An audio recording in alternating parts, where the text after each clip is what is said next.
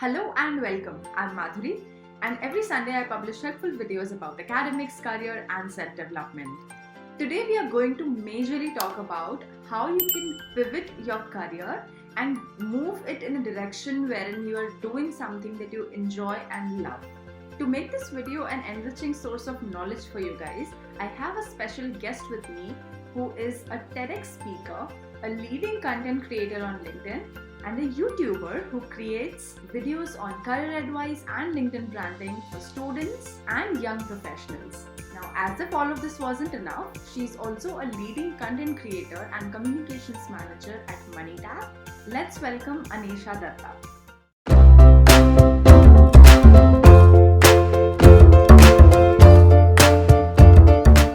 Hi Anisha, thank you so much for being with us here today. Hey Madhuri, really good to speak after a very long time. Yeah, I know, right? So this video, I wanted to really talk about the different career aspects that you have taken up. So first up, I really want to start with the teaching aspect. How did you decide that you wanted to be a teacher, and what was your journey like?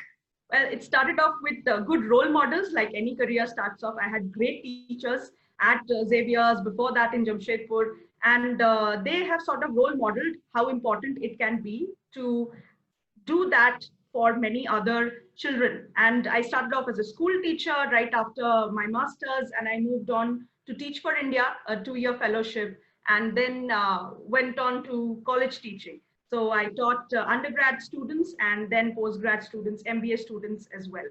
Yeah, I know, right? Teaching can be such a gratifying thing. I mean, even I teach GMAT verbal to GMAT aspirants, and it feels so nice when students come back and say that, thank you so much for all the help. It was really beneficial, etc. It's just a different feeling. But you soon switched to being a communications manager as a corporate job, and you also began a fellowship at Teach for India. So, what made you change your mind from being the teacher to being in all of these two roles? I like to think of myself as someone who pushes the envelope a little bit ahead.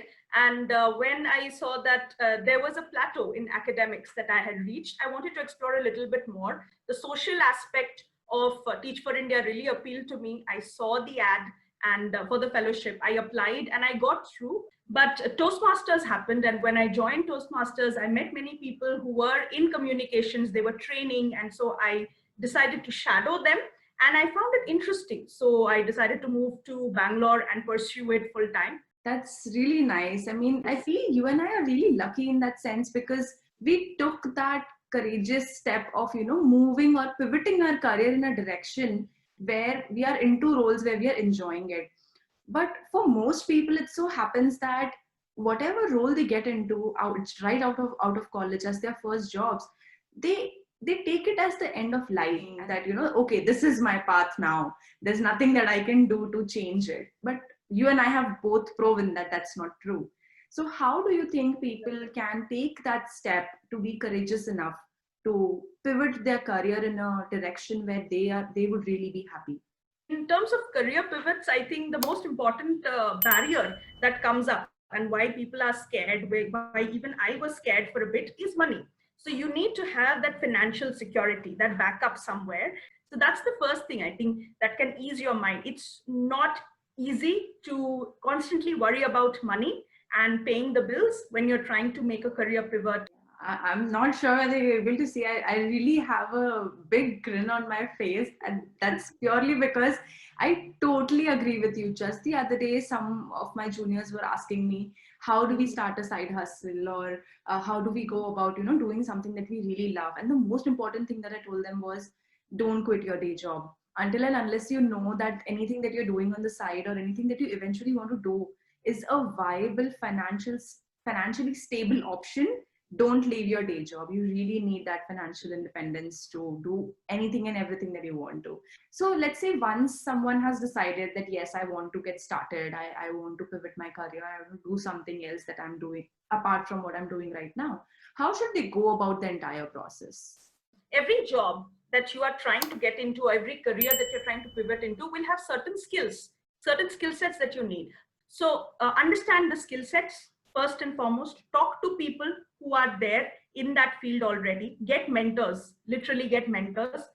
Doing an internship or a free project, that gives you a lot of perspective. Maybe you don't like that field. You may feel that that is something you want to pivot into, but you may not like that. This has happened to many people, I know. So take that chance, in a short term project first, and then go all the way in. And finally, even when you're deciding that this is something that I really want to do, then you need to slowly become an expert in that. So get every kind of resource possible. It's very easy these days, it's cheap, you get a lot of online resources also. Read up, understand, observe things, and learn as fast. Learn at 3x the speed, because you're joining much behind in the race. But doing all of this would be really mentally exhausting, right? Because you have a full-time job and you're trying to pivot, you're trying to learn new things and manage everything in the same 24 hours that you were doing earlier. How do you think people could stay motivated or manage their time well and tackle those mental blocks to stay motivated? If you are looking for a career pivot, that means you're obviously not happy in what you're doing. It's not giving you meaning. It's giving you the sustenance, but it's not helping you grow. So that's important to understand, that you're doing this for 1 year from now or 5 years from now. It's a long-term change that you're making. And accordingly, it will be difficult, but that's why I said a support system is necessary around you, people you can talk to when you get frustrated. Discipline is necessary. You need to invest maybe just the weekends or maybe 1 hour every single day to learn about that after work. So you will have to give up maybe half an hour of a series. You'll have to give up reading for a bit, or maybe just going out with friends. This is a small, tiny sacrifices and tweaks you'll have to make. And it's important, again, to talk about what you are going through or feeling. And that's where a mentor can also help, someone who's been there in that industry and can help you navigate. Yeah, that is so true. It's really important to have a good support system with you whom you can count on in times of distress. You also manage a lot of other activities apart from your day job and the different side hustles that you do. How do you manage to find the time? Well, so do you. And I absolutely loved your last video on this. What I do is, I learned this from a recent book I read, Make Time. It says that there should be a highlight of every day. And that's what I do nowadays. I am more productive in the morning. So I wake up possibly 30 minutes earlier or 1 hour earlier.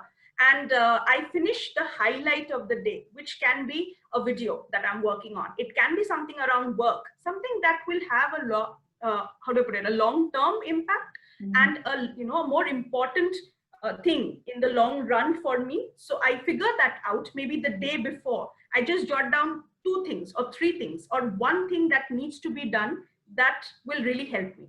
And that's what I get done first and foremost in the most productive hours. So it can be any time for you. Okay, the people have productive hours in the middle of the night. They have it in the afternoon, in the evening, in the morning. Work that out and then get that most important long-term thing done first.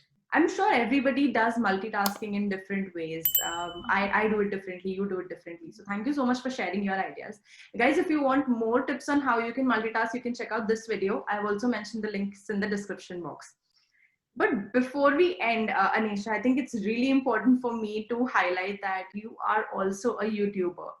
And you were highlighted and listed in LinkedIn Top Voices 2 years in a row. How did you manage to do that? And what would your suggestion be to people who are afraid of putting themselves out there on social media and building a presence for themselves? Video is a difficult medium to start off with. That's something that even I have struggled for 2 years, 3 years before I could be comfortable. So I will suggest that start off with the why. I started the YouTube channel Ask Annie. I started the videos. I started writing on LinkedIn because I felt there was a need to help my students and other students, maybe across India, who are suffering with those same questions around communication, public speaking, right? Career questions. And I wanted to help them out. And that was my why. And that kept me going through difficult times and kept me creating. So find your why. And then find your what. What is it that you need to share? What is it that you really have expertise around, right? Why are you doing that? And then can you find, a particular medium that works for you? It can be text, it can be audio, it can be video. Yeah, that does help. In fact, one of Simon Sinek's most famous videos is Start with Why. That's the most important aspect. And I think that really just lays out the purpose with which you are doing anything and everything. Like you said, right? You started it out with your students. So for you, it wouldn't matter whether you're doing it via posts, via videos. It's just that you want to convey that content out there. And same goes with me. I also started this YouTube channel with the thought that I really wanted to reach out to people and help them with their academics, their career, their self-development. And whether I do this via a YouTube medium, it's just a platform and medium, or I do it offline by teaching students one-on-one or connecting with people on Instagram. Anything and everything that you do will have that purpose in common. And that's why I think it's really important to start with why. So thank you so much for sharing that, Anisha. Okay, before we go, do you want to give it a go to ask people to subscribe to my channel? Yes, sure. So everyone out there, Madhuri is putting in a lot of time and effort, and she's sharing her expertise with you. So go ahead, give it a subscribe, like and share, and let both of us know how you like this video, what kind of stuff you would like more. Share it with your friends and your networks, and that's it. I hope to see a lot more amazing videos from Madhuri. Thank you so much, Anisha. Thank you for being here with us. Guys, I really hope you enjoyed this conversation and you had concrete takeaways to implement and pivot your careers. If you still have any further questions, please feel free to mention them in the comment section, and I'm sure Anisha will be more than happy to answer them for you. I will try my best to answer them to the best of my capability. Thank you so much once again for joining, guys. You can follow Anisha and me on Instagram and LinkedIn. I've mentioned all the links in the description box. Thank you so much for watching.